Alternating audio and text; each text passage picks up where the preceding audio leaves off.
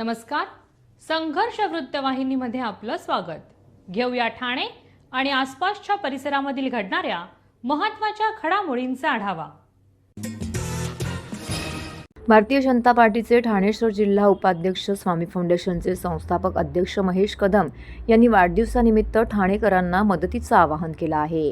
1 फेब्रुवारीला महेश कदम यांचा वाढदिवस साजरा होणार नसून पुष्पगुच्छ, हार, फुले न आणता लहान मुलांना शालोपयोगी वस्तू, गरजूंना मदत करण्याचं आवाहन त्यांनी केलं आहे.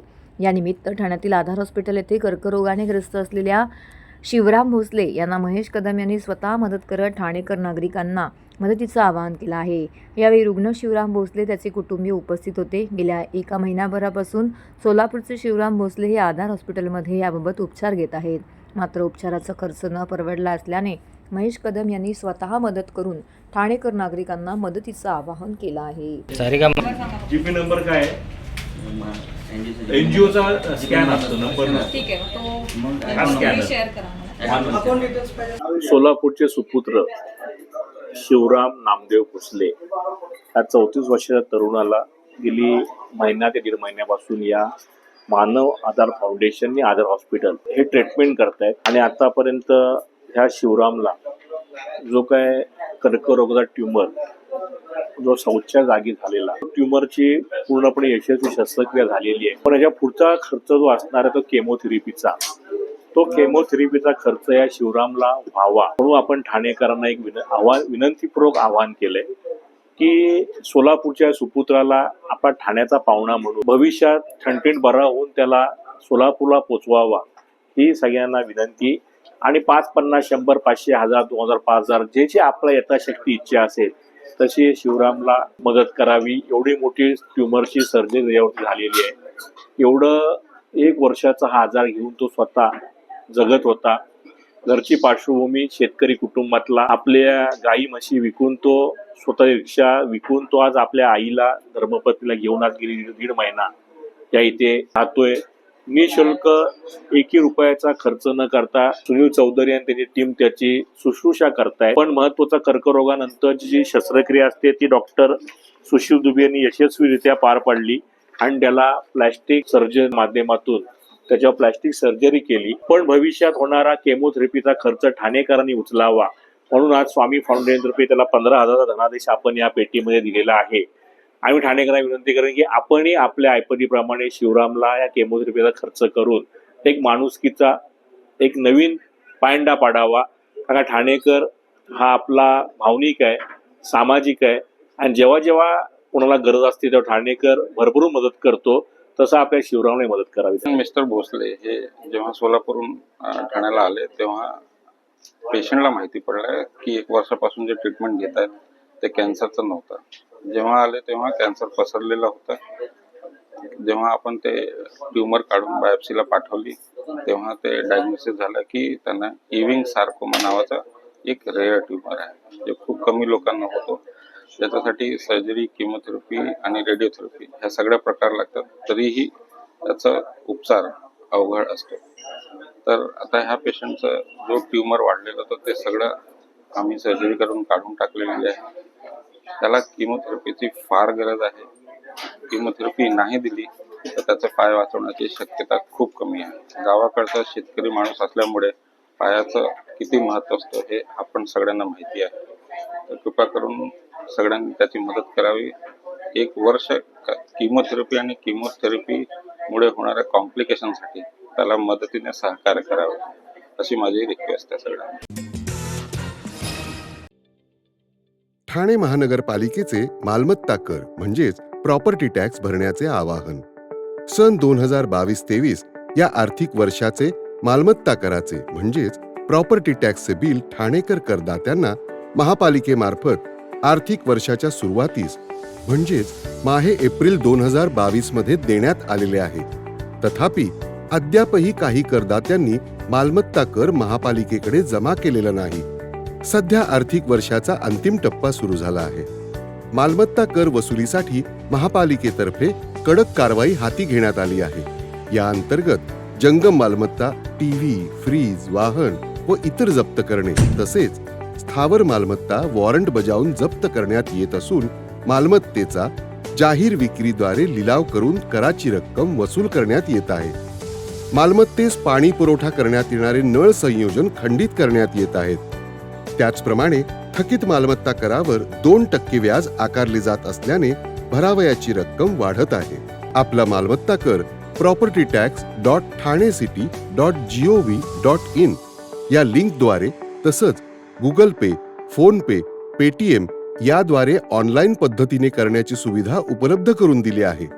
शनिवार, रविवार व सार्वजनिक सुट्टीच्या दिवशी नागरिकांना मालमत्ता कर भरणे सोयीचे व्हावे याकरता महापालिकेचे मालमत्ता कर संलग्न कार्यालय या दिवशी कार्यान्वित ठेवण्यात आलेले आहे.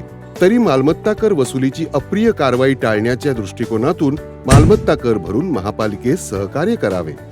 धन्यवाद. जे ईश्वर असतं ते अभिजात, जे संपत नसतं ते अभिजात. अभिजाततेला सुरुवात नाही, ती परंपरा आहे. मराठी भाषा ही काल परवा निर्माण झालेली नाही, तर ती पूर्वापार चालत आलेली आहे. चंद्र, सूर्य, तारे, वारे, समुद्र तशी मराठी. त्यामुळे आपली भाषा मराठी ही कधीच नष्ट होऊ शकणार नाही. मातृभाषेवर जो निस्सीम प्रेम करतो तो जगातल्या प्रत्येक भाषेवर प्रेम करतो. मुळातच आपल्या रक्तात मिसळलेली, प्राणवायूसारखी दरवळलेली अशी आपली मराठी भाषा असल्याचं प्रतिपादन प्रवीण दवणे यांनी केलं. या कार्यक्रमात ठाणे जिल्हाधिकारी अशोक शिंगारे, महापालिकेचे अतिरिक्त आयुक्त प्रशांत रोडे, उमेश बिरारी, जीजी गोदेपुरे, ज्येष्ठ पत्रकार मिलिंद बल्लाळ उपस्थित होते. मराठी भाषा संवर्धन पंधरवड्याच्या निमित्ताने ठाणे महानगरपालिकेतर्फे आयोजित करण्यात आलेल्या विविध उपक्रमांचा सांगता सोहळा आणि पारितोषिक वितरण समारंभ महापालिका मुख्यालयातील कैलासवासी नरेंद्र बल्लाळ सभागृह येथे संपन्न झाला. या निमित्ताने कवी साहित्यिक प्रवीण दवणे यांचे मराठी भाषेचे अभिजात सौंदर्य या विषयावरती व्याख्यान येथे आयोजित केलं होतं. मराठी भाषेला अभिजात दर्जा मिळाला हे आपलं भाग्यच आहे. भाषा केव्हा निर्माण झाली हे आपल्याला सांगता येणार नाही, कारण ती प्रक्रिया आहे. भाषा नेमकी केव्हा निर्माण होते त्याचं कॅलेंडर नाही. मराठीत बोलायचं असतं, बोलावं लागतं, याची चर्चा पूर्वी नव्हती. पण पुढे काय बिनसलं, भाषेचं सुद्धा मार्केटिंग करता येतं हे क्लुप्तीबाजांना कळलं असावं. त्यामुळे जागतिकीकरणाच्या रेट्यात इंग्रजी भाषेचे महत्त्व वाढत असतानाच मराठी भाषेचंही तितकंच टोकाचं आहे हे अधोरेखित करण्यासाठी आधीच्या पिढ्या कमी पडल्याची खंतही दवणे यांनी व्यक्त केली. प्रथम क्रमांकाच्या मानकरी बाळकोम आरोग्य केंद्राच्या मॅडम सर सुलेखन स्पर्धा तृतीय डॉक्टर मिताली संचेती तृतीय क्रमांकाच्या मानकरी, द्वितीय क्रमांकाच्या आणि सुलेखन स्पर्धेत प्रथम क्रमांकाचे मानकरी विभागाचे कार्य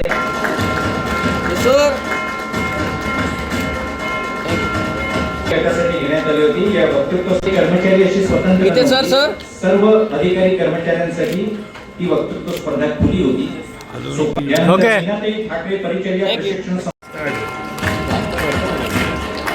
इथे बघ इथे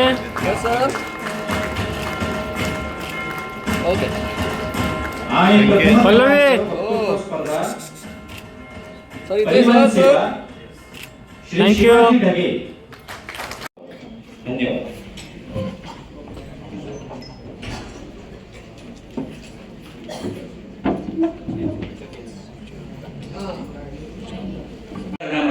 माझा सहभाग काय असणार आहे, आपोआप मराठी भाषा समृद्ध होणार आहे.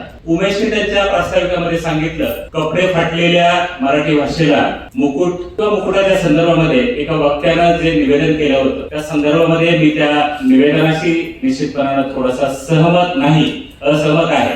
भाषेचं सुद्धा मार्केटिंग करता येतं, भाषेचा सुद्धा बाजार करता येतो, हे केव्हा तरी क्लुप्तीबाजांना कळलं असावं. आणि त्यामुळे जागतिकीकरणाच्या रेट्या इंग्रजी भाषेचं महत्व वाढत असताना मराठी भाषेचं महत्वही तितक्याच टोकाचं आहे हे अधोरेखित करायला आधीच्या पिढ्या कमी पडल्या. आणि त्यामुळे एकीकडे आम्ही इंग्रजी उत्तम करायचो. आज मी हे सभागृहाला तरुणांना इथल्या सगळ्या कर्मचाऱ्यांना सांगू इच्छितो, मराठीतले आपले उत्कृष्ट लेखक जे आहेत ते सगळे उत्तम इंग्रजी बोलणारे होते. राम गणेश गडकरी असतील, नंतरचे पु ल देशपांडे असतील, आधीची परंपरा लोकमान्य टिळकांची असेल, भारतरत्न आंबेडकर असतील, हे सगळ्यांचं उत्कृष्ट इंग्रजी होतं. पण व्यक्त व्हायला त्यांनी माध्यम जे वापरलं ते भाषेचं मातृभाषा. का बरं?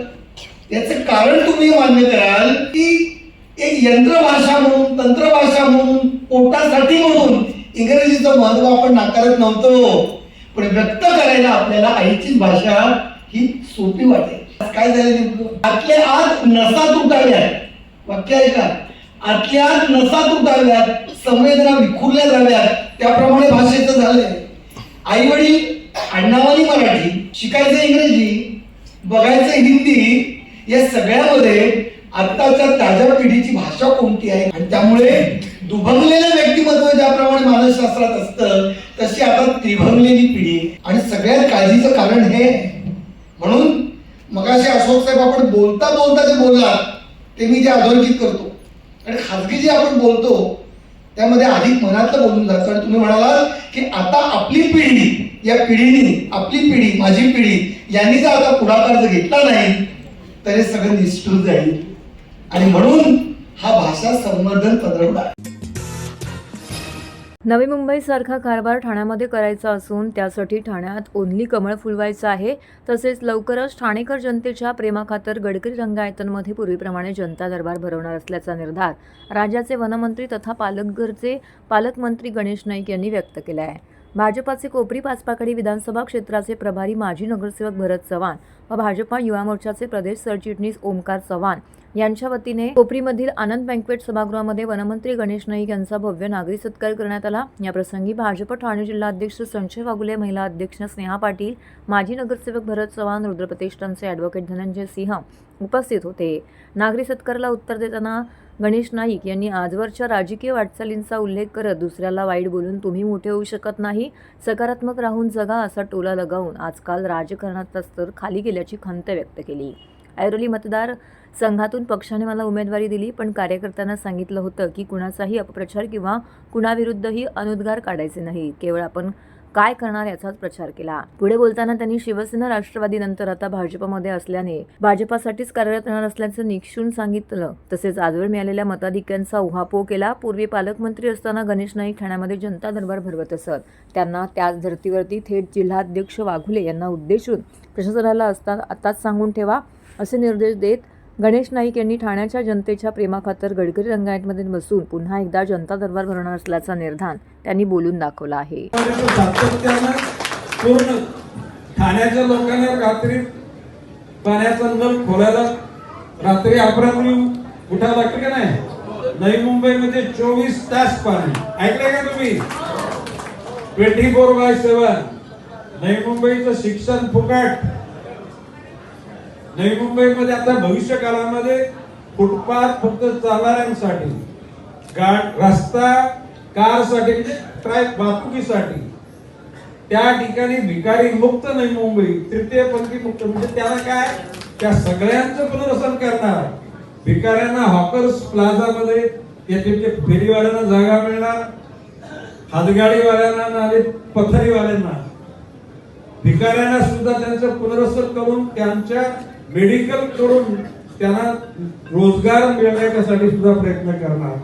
तृतीयपंथी लोकांना बिल्डिंग बांधून त्यांना तिथे वास्तव्याला देणार, त्यांना महापालिकेतून पैसे देऊन त्यांना रोजगार करायला लावू. कोणावरही जुलूम होणार नाही.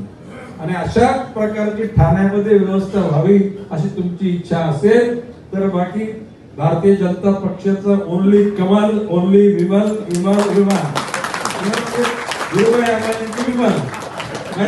विमलच्या साड्या मिळायच्या, त्याला जाहिरात करायची ओनली विमल, तर आता ओनली कमल. एकूण भरत चव्हाण सारखा एक अतिशय नागरी सत्काराचं बोललं असतं मी आलोच नसतो. मला या ठिकाणी सांगितलं गेलं की इथले लोकप्रिय नगरसेवक भरत चव्हाण यांच्या विद्यमाने आणि कोपरी परिसरातील जी भारतीय जनता पक्षाची कार्यकारिणी आहे यांच्या माध्यमातून सिनियर सिटीजनना कार्ड वाटप आणि त्याचबरोबर आधार म्हणून काठी देण्याचं काम या ठिकाणी होणार आहे. म्हणून मी आलेलो आहे. सत्कार मी कधी स्वीकारणार नाही असं स्पष्ट केलेले. लोकांनी निवेदन द्यावे. लोकांच्या निवेदनाच्या अनुषंगानं लोकांच्या अडचणी दूर करण्याची भूमिका घ्यायचं आम्ही ठरवलेलं आहे. ठाण्यातील चरई, लोकमान्य नगर, आळी आणि परिसरातील नागरिकांना भेडसावणाऱ्या पाणी समस्येवरती तोडगा काढण्याकरिता आमदार संजय केळकर यांनी ठाणे महानगरपालिकेतील संबंधित अधिकाऱ्यांची भेट घेतली. या बैठकीमध्ये उपायुक्त मनीष जोशी हे उपस्थित होते. पाणी पुरवठ्यातील अडचणी, कमी दाबाने येणारे पाणी तसेच इतर नागरिक समस्यांवरती याबाबत सखोल चर्चा करण्यात आली. बैठकीनंतर आमदार केळकर यांनी पत्रकारांशी संवाद साधला आणि नागरिकांच्या समस्या सोडवण्यासाठी पालिका प्रशासनासोबत समन्वय साधत असल्याचे सांगितलं. त्यांनी लवकरच या प्रश्नावरती ठोस उपाययोजना करण्याचं आश्वासन देखील दिलंय. ठाणेकरांना नियमित आणि समाधानकारक पाणी पुरवठा मिळावा यासाठी आम्ही प्रयत्नशील आहोत असं देखील ते म्हटले. ठाणे शहरातील वाढती लोकसंख्या आणि पायाभूत सुविधांवरील ताण पाहता या समस्या मार्गी लागण्याकरिता पालिकेने त्वरित कारवाई करावी अशी मागणी स्थानिक नागरिक आणि कार्यकर्त्यांनी केली आहे.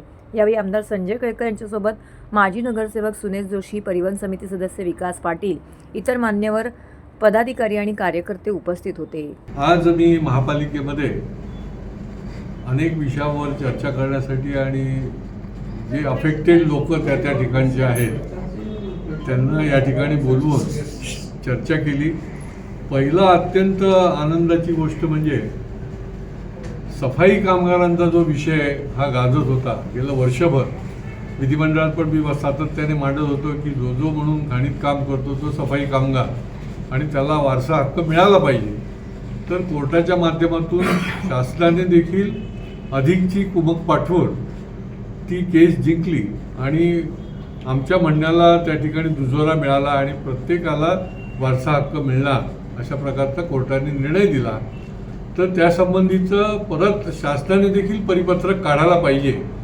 त्याशिवाय महाराष्ट्रातल्या नगरपालिका, महापालिका ज्या ठिकाणी म्हणून हे सफाई कामगार आहे ज्यांना वारसा हक्क मिळाला पाहिजे त्यांना तो मिळणार नाही आणि म्हणून शासनाच्या सामाजिक न्याय आणि विशेष सहाय्य विभाग यांच्या पाठीशी लागून आम्ही हे परिपत्रक देखील काल काढलं आणि हे परिपत्रक हे संबंध सगळ्या महाराष्ट्राभर गेलं. हे आता आम्ही ठाणे महापालिकेमध्ये पण दिलं की जेणेकरून त्यांना कुठल्याही प्रकारचं कारण मिळणार नाही वारसा हक्क नाकारायला आणि त्यामुळे हे परिपत्रक जे आहे हे आता पुरेसं आहे या सफाई कामगारांना वारसा हक्क मिळण्यासाठी. त्याचबरोबर पाण्याचा विषय जो आहे तो निरनिराळ्या स्तरावर माझा प्रयत्न सगळं चालू आहे की या ठिकाणी पाण्याची जर तूट भरून काढायची असेल, घोडबंदर परिसर असेल किंवा ठाण्याचा अन्य भाग असेल तर 50 MLD पाणी आम्हाला मिळालं पाहिजे. त्याच्याकरता मुंबई महापालिका, ठाणे, त्या ठिकाणी मुंबई महापालिकेचे आयुक्त, दोन्ही महापालिकांच्या अशा माझ्या 4 मिटिंगा झाल्या आणि माननीय एकनाथ शिंदेसाहेब हे नगरविकास मंत्री आहेत, उपमुख्यमंत्री आहेत, त्यांनाही मी सांगितलं, जवळजवळ 10 दिवस होऊन गेले की ह्या पाण्याचा विषय अत्यंत गंभीर आहे आणि तो आपण पूर्ण शहर पातळीवर पाण्याची कमीत कमी 25 MLD तातडीने देऊन सोडवावा. आज DPDCमध्ये देखील जर त्या विषयाची चर्चा निघाली तर त्याच्यामध्ये मी मांडणार आहे. पण काही पॉकेट्समध्ये देखील फार मोठं पाण्याचं दुर्भिक्ष आहे आणि म्हणून आज धोबेआळी, चरई, लोकमान्य आळी हा सगळा जो परिसर आहे त्या परिसरामध्ये जवळजवळ 4 महिन्यापासून फार मोठा पाण्याचं दुर्भिक्ष आहे. 1.5 लाख लोक त्या ठिकाणी राहतात, कंपन्या त्याच्याही पेक्षा जास्त राहतात.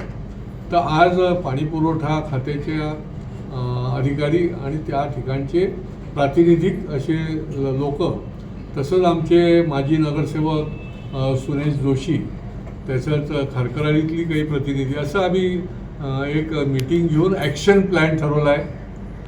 आत्ता ताबडतोब अधिकारी त्या स्पॉटवर पण गेलेले आहेत की हे पाणी जे आहे, कारण रोज टँकर लागतं, रोज टँकरने पाणी पुरवठा करायला लागतो आणि हे सगळं जुन्या ठाण्यातली जुने लोक राहणारे या सगळ्या भागातले आहेत. तर त्याचा पण ॲक्शन प्लॅन ठरला आणि आठवड्याभरामध्ये हा टँकर मुक्त करण्याच्या दृष्टीने तो ॲक्शन प्लॅन झालेला आहे.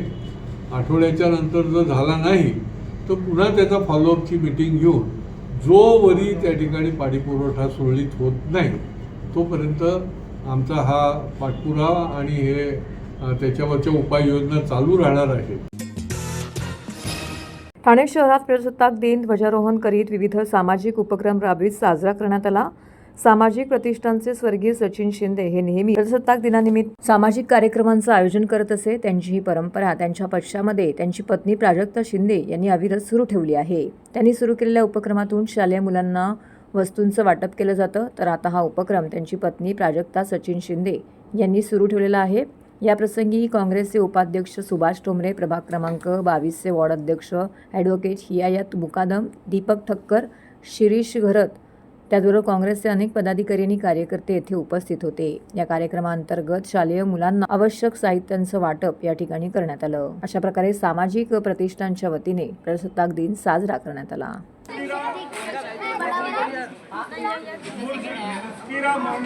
मुर्शिदा कौन है? चल इधर आ जा बेटा, अंदर है उसको आने का रास्ता तो पीछे हो जाओ। बोला इसके लिए बोला है, चलो पीछे हो जाओ, पीछे हो जाओ, चलो पीछे। ताली बजाओ। देखो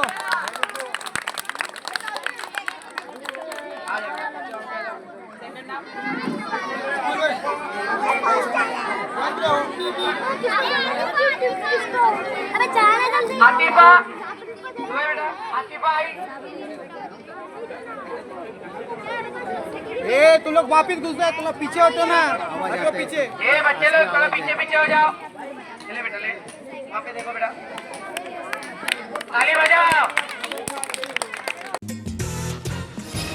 शहराचा सांस्कृतिक केंद्रबिंदू म्हणून ओळखल्या जाणाऱ्या रामगणेश गडकरी रंगायतन नाट्यगृहाच्या नूतनीकरणाचं काम गेले काही दिवस सुरू असून या कामादरम्यान नाट्यगृहातील जुन्या खुर्च्या काढून त्या ठिकाणी नवीन ऐसपैस खुर्च्या बसवल्या जाणार असल्या आसन क्षमता 50 ते 60 खुर्च्यांनी कमी होणार आहे. तसेच 47 वर्षापूर्वी व्यासपीठावरती बसवण्यात आलेला पडदा जुना जीर्ण झाल्यामुळे तो बदलण्यात येणार असला तरी नव्या पडद्यावरती जुन्या नक्षीकामाची झलक दिसून येणार नाही. याशिवाय नाट्यगृहाच्या बाहेरील बाजूने बसवण्यात येणाऱ्या उद्वाहिकेतील काचेतून नागरिकांना तलावपालीचे विहंगमय दृश्य पाहता येणार आहे, अशी देखील माहिती यावेळी सूत्रांनी दिली आहे. ठाणे शहराच्या मध्यवर्ती भागामध्ये रामगणेश गडकरी रंगायतन नाट्यगृह आहे. हे ठिकाण शहराचे सांस्कृतिक केंद्रबिंदू म्हणून ओळखले जाते. 1980 मध्ये नाट्यगृहाची उभारणी करण्यात आली असून नाट्यगृहाचे बांधकाम जुनं झालं होतं. काही वर्षापूर्वीच गडकरी रंगायतन नाट्यगृहाची डागडुजी करण्यात आलेली होती. त्यावेळेस नाट्यगृहातील खुर्च्या बदलणं, बैठक कक्ष नूतनीकरण अशी कोणतीच कामं करण्यात आलेली नव्हती. आता नाट्यगृहाच्या दुरुस्तीचे काम पालिकेने पुन्हा हाती घेतलं असून या कामामुळे नाट्यगृह कार्यक्रमासाठी बंद आहे. या कामासाठी राज्य शासनाने 23 कोटींचा निधी पालिकेला दिला आहे. नाट्यगृहाची उभारणी करण्यात आली आहे तेव्हापासून खुर्च्या बदलण्यात आल्या नव्हत्या. नादुरुस्त खुर्च्या दुरुस्त करण्याची कामं आतापर्यंत करण्यात आली. या खुर्च्या कालबाह्य झाल्या असून त्याचबरोबर अनेक तुटलेल्या खुर्च्या बदलणे शक्य नाही. त्यामुळे नवीन खुर्च्या बसवण्याचा निर्णय प्रशासनाने घेतला आहे. नाट्यगृहामध्ये 1017 व्यक्ती बसू शकतात इतकी आसन क्षमता आहे. जुन्या खुर्च्या आकाराने छोट्या आणि ऐसपैस नाहीत. आता या ठिकाणी नवीन ऐसपैस खुर्च्या बसवल्या जाणार असल्यामुळे आसन क्षमता 50 ते 60 खुर्च्यांनी कमी होणार आहे. तर हे होतं संघर्ष वृत्तवाहिनीचं आजचं बातमीपत्र. उद्या पुन्हा भेटू याच वेळी याच ठिकाणी ताज्या घडामोडींसह. तोपर्यंत नमस्कार.